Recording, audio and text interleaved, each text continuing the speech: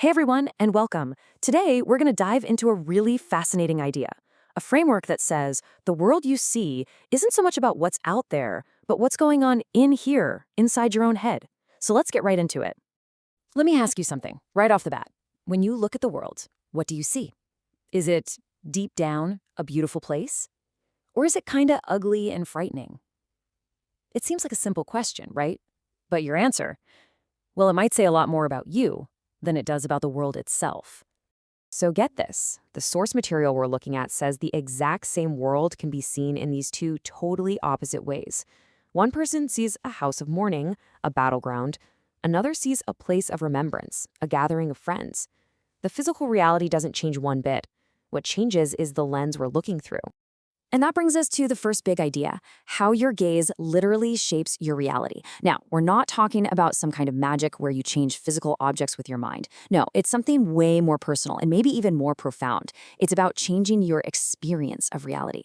This is the heart of it all. Gaze and intention alter the nature of things. What this means is your perspective doesn't just add a little color to what you see, it can completely transform it for you. A tough situation can either be a meaningless tragedy or a powerful lesson. The same event, the same facts, but a totally different reality depending on your internal setting. To make this super clear, think of it like this. You've got two pairs of glasses. Are you wearing the black glasses? The source says this view shows you a world that's just chaotic, ugly, and kind of scary. Or are you wearing the clear glasses of faith? This pair reveals the hidden beauty and the connections between everything. Two pairs of glasses, two completely different worlds. Okay, so why do we even put on the black glasses? Where does that distorted negative view come from in the first place? Well, this framework points to a very specific culprit, and it's located right inside our own minds. And that culprit is what the source calls the ine, or what we'd probably just call the ego. But here's the twist. The ego isn't seen as this big, evil thing. Not at all. It's actually described as a tool, like a ruler or a scale, that we're given to help us make sense of the universe. It helps us understand huge concepts by comparing them to our own small personal scale. So here's where it all goes wrong. The problem starts when this measuring tool, the ego, forgets it's just a tool. It starts to think it owns the whole workshop. The second it declares, I own myself, it puts itself at the center of everything. And that's when the trouble begins. And the consequence is huge. Once the ego takes charge, it acts like this dark filter on reality. Any truth or wisdom that tries to get into our minds gets stained by pride and self-interest first. As the quote says, pure wisdom can literally enter our brain and get twisted into absolute absurdity before we even know what's happening. All right, so if the ego's filter is the problem, what's the solution? How do we switch out the dark glasses for the clear ones? Well, it all comes down to a really conscious, deliberate shift in how we decide to look at the world. This is the first way of seeing, and it's kind of our default mode. The source calls it manai ismi, or seeing something for itself. For instance, you see a flower and you think, wow, how beautiful it is. You're giving all the credit for the beauty to the flower alone. But this view kind of isolates the flower, cuts it off from where it came from, and makes it feel temporary and a little meaningless. But here's the alternative, and this is a real game changer. Manaya harfi, or seeing things for their maker. Now you're looking at that same flower, but instead of saying, how beautiful it is, you say, how beautifully it is made. See the difference? It's tiny, but it's everything. The beauty isn't in the object. The object is a sign pointing to a beautiful artist. Suddenly, everything is connected and filled with meaning. I love this analogy because it makes it all just click. The world is a book. You can spend your whole life just staring at the letters on the page. You see all the parts, but you completely miss the story.